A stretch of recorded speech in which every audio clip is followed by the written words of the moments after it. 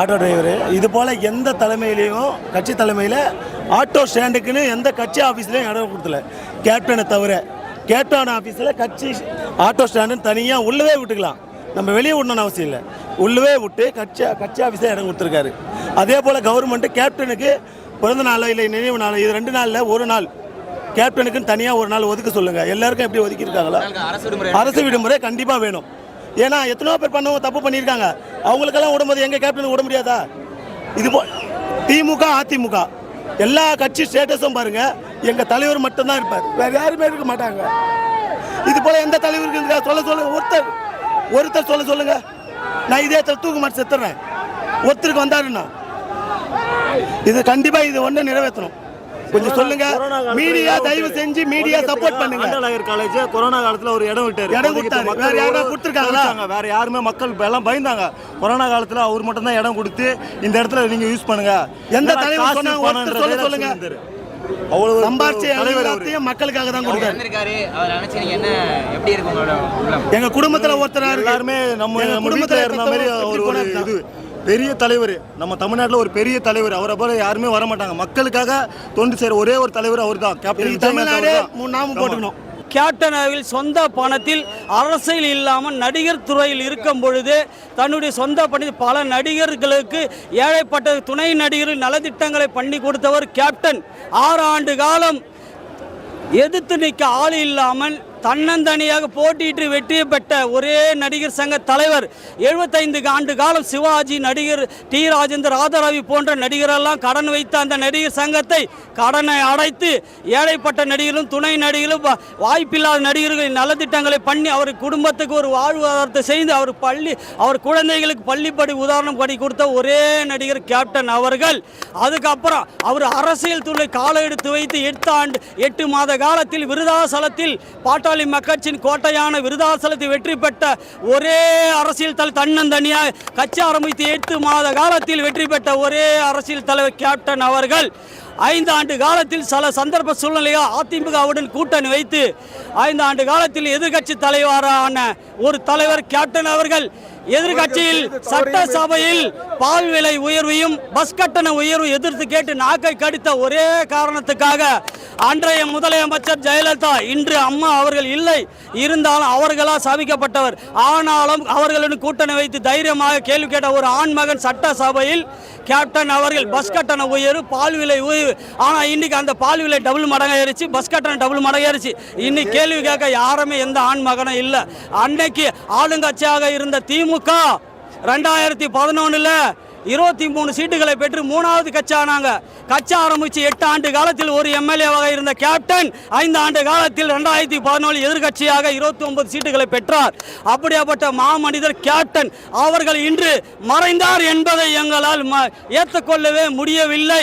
எங்களின் துறை நாளை இந்த கோயம்பேடு மட்டுமல்ல, தமிழகமே இதுவரை காணாத, வரலாறு காணாத மாபெரும் புயல், மிஜாம் புயல், வரதா புயல் அல்ல, நாளை தான் சென்னையில் உண்மையான புயல், மக்கள் புயல் உருவாக இருக்கிறது என்பதை தெரிந்து கொண்டு ஆழ்ந்த வருத்தத்துடன் ஆவடி மாநகர நியூஸ் கேட்ட உடனே நான் டிரைவர், நான் டிரைவ் பண்ணிக்கிட்டு இருக்கும்போது நியூஸ் வந்தவொடனே கேட்ட உடனே உடனடியாக வண்டியை ஆஃப் பண்ணி ஓரம் கட்டிட்டு உடனடியாக இங்கே வந்தேன்.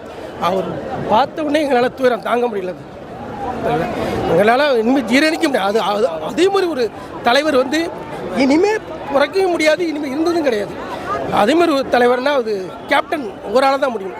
அதாவது அவர் நடிக்கிற 100 படம் வர வரைக்கும் அவருக்கு ஒரு சொத்தேல தலைவர், அவருக்கு சொத்தே கிடையாது. 100 படம் வரைக்கும் வள்ளல், அப்படியே வள்ளல் வாரி கொடுத்த வள்ளல் அவர். எல்லாருக்கும், ஏழை மக்களுக்கு இல்லாதவங்களுக்கெல்லாம் அள்ளி கொடுத்தவர் கேப்டன். அவர் ஒரு சிறந்த மனிதர், ஒரு மக்களுக்காக வாழ்ந்த ஒரு சிறந்த தலைவர். முதல்ல எல்லா தலைவர்களும் நிறைய பேர் சம்பாதிக்கணும் வந்தவங்க. தன்னுடைய சொத்து சுகம் அனைத்தும் விற்று மக்களுக்காக வாழ வந்த ஒரு சிறந்த தலைவர். இன்றைக்கி உலகமே இவரை திரும்பி பார்க்குதுன்னா அவருடைய சாதனை மட்டும் இல்லை, அவர் செய்த உதவிகளையும் சரி. அவர் எல்லாமே சாப்பாடு போட்டவர் தெய்வம்னு சொல்லுவாங்க. எம்ஜிஆருக்கு அடுத்து இவரை தான் ஒரு சிறந்த தலைவராக பார்க்குறேன். ஒரு நல்ல மனிதர். இன்றைக்கி அவர் இறந்த செய்தி கேட்கும்போது ரொம்ப வருத்தப்பட்டு ரொம்ப கண்ணீர் மல்க இன்றைக்கி இவ்வளோ கூட்டம் வந்ததை பார்த்து அலைமோதுது. இதுக்கு காரணம் அவர் செய்த சாதனைகள், சரித்திரம் தான். நாங்களாம் கோயம்பேட்டில் எங்கள் தலைவர்கிட்ட சாப்பிட்ருக்கோம். சாப்பாடு விஷயத்தில் அவர் அடிச்சுக்க தமிழ்நாட்டில் எந்த தலைவரும் கிடையாது தம்பி. அவரை மாதிரி ஒரு நல்ல மனுஷன் யாருமே சாப்பாடு விஷயத்தில் அவர் அடிச்சுக்க எங்கே நாங்களாம் சாப்பிட்ருக்கோம், நாங்களாம் ரசிகர் மட்டத்துலேருந்து வந்தவங்க, கட்சியிலேருந்து இருக்கோம், எல்லாமே இருக்கிறோம். ஆனால் அவரை மாதிரி ஒரு தலைவர் உலகத்தில் பார்க்க முடியாது. சாப்பாடு எம்ஜிஆருக்கு சொல்லுவாங்க, எம்ஜிஆருக்கு அடுத்தபடியாக இருக்கவர் எங்கள் தலைவர் புரட்சிகளை கேப்டன் மட்டும் தான் தம்பி. அவரை மாதிரி ஒரு ஆள் பிறக்கவும் முடியாது. எல்லா மனுஷனும் பிடிக்கும், எந்த கட்சியாக இருந்தாலும் எடுத்துக்கோ தம்பி, எந்த கட்சியாக இருந்தாலும் பிடிக்கும். அவரை வந்து தவறாக சொல்ல முடியாது தம்பி. 3 வேளையும் சரி சாப்பாடு வந்து பிரியாணி. இங்கே நான் படிக்கும் போது 5வது படிச்சுட்டு இருந்தேன். அந்த மண்டை ஓப்பன் ஆகும்போது 3 வேளை பிரியாணி. காலையிலையும் சாப்பிட்றேன், மதியானமும் சாப்பிட்றேன். ஸ்கூலுக்கு போயிட்டு வீட்டுக்கு போகும்போது பேக்கை தூக்கிட்டு அப்போ இங்கே பிரியாணி சாப்பிட்றேன்.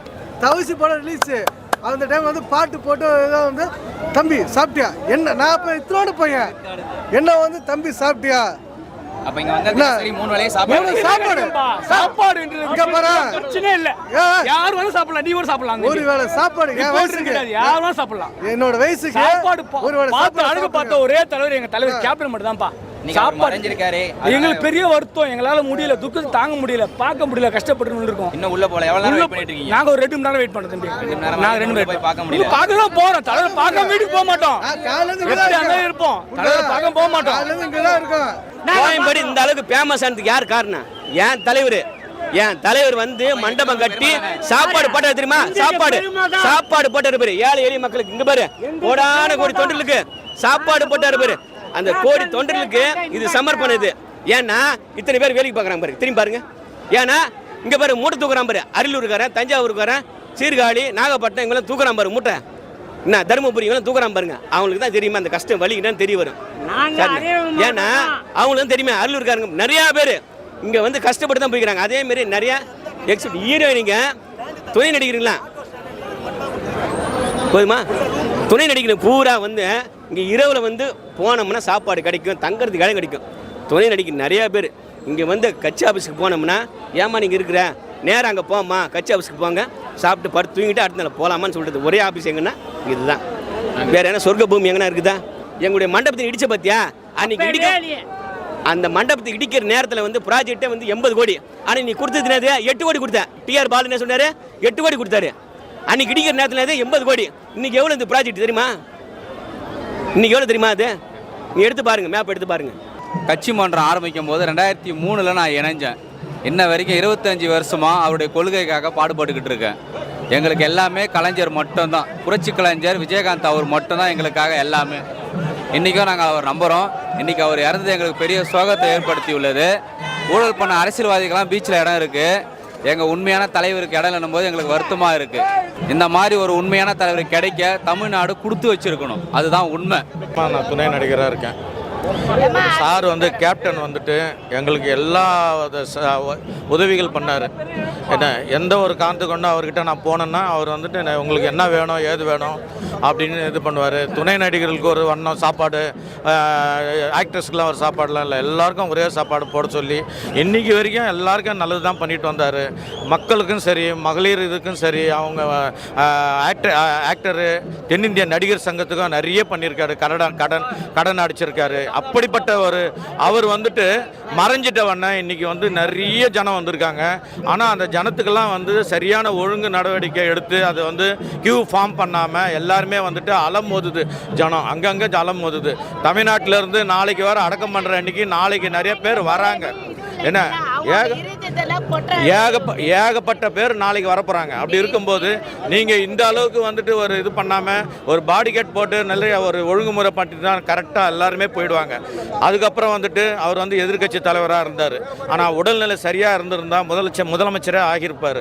ஆனால் வந்துட்டு இன்றைக்கி வந்துட்டு அவர் மறைஞ்சிட்டவொன்னே 21 குண்டு முழங்க அரசு மரியாதை தரேன்னு சொல்லியிருக்கீங்க.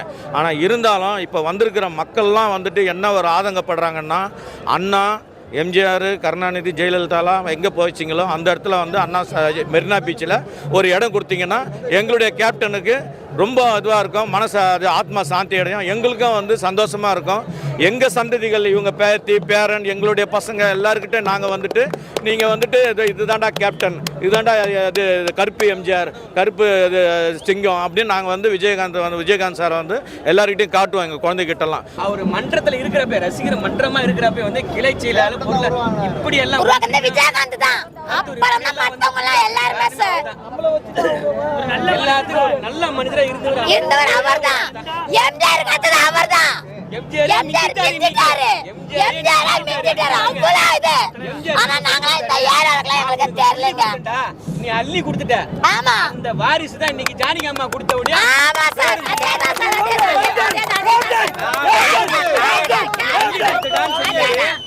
அதுதான் வந்து எம்ஜிஆருடைய வாகனம் வந்து இங்க இருக்குது. உள்ள போய் பாருங்க.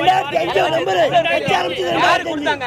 ஏன் அப்பயா இருக்கிறப்ப ஜெயலலிதா கொடுத்துட்டு போக வேண்டியதானே? கொடுத்துட்டு போக வேண்டியதானே? யாருக்குமே கொடுக்கலையே. ஏன்னா அவருடைய விசுவாசம். ஏன்னா எம்ஜிஆர் கிட்ட இருந்து என்ன அவர் கற்றுக்கொண்டாரோ அதை விட வந்து மிச்சமா செஞ்சாரு. எதுக்குமே இல்லாம வந்து சரி எது கஷ்டமா நஷ்டமா நாளைக்கு இருந்தாலும் சரி அடுத்த நிமிஷம் ஸ்பாட்லேயே வந்து குஜராத் பூகம்பம் வந்துச்சு, அங்கே வந்துச்சு, இங்கே வந்துச்சு. ஏன் சீனாவுக்கு வர்றப்பே வந்து என்ன பண்ணாரு? அள்ளி கொடுத்தாரு. எப்போ குஜராத் பூகம் நடந்த பாப்ப 96 அப்பயே 10 லட்சம் கொடுத்தாரு. இன்னைக்கு 10 லட்சம் ரூபாய் எவ்வளோ? இன்னைக்கு லட்சம் கோடியே கடனாரம். நடிகர் சங்கத்துக்கு கடனா இருந்துச்சு, அது எல்லாத்துக்கும் தெரியும். அள்ளி கொடுத்து தான் இன்னைக்கு வர்றப்ப வந்து எல்லா எவிடன்ஸும் சேர்த்து வச்சுட்டு அதுக்கப்புறமா என்ன பண்ண தெரியுமா? சேமிப்பை வச்சுட்டு வந்தாரு. நடிகர் சங்கத்துக்கு சேமிச்சு வச்சுட்டு வந்தாரு. ஆனா இன்னைக்கு என்ன பண்றாங்க? கையேந்தி நிக்கிறாங்க போயிட்டு. இன்னைக்கு என் மக்களை நம்புறேன். இந்த விஜயகாந்த் வாழ்ந்தான், இருந்தான், வாழ்ந்து கொண்டே இருப்பான். இந்த மக்களுக்காக தான் இருக்குன்னு தான் நான் நினைக்கிறேன்.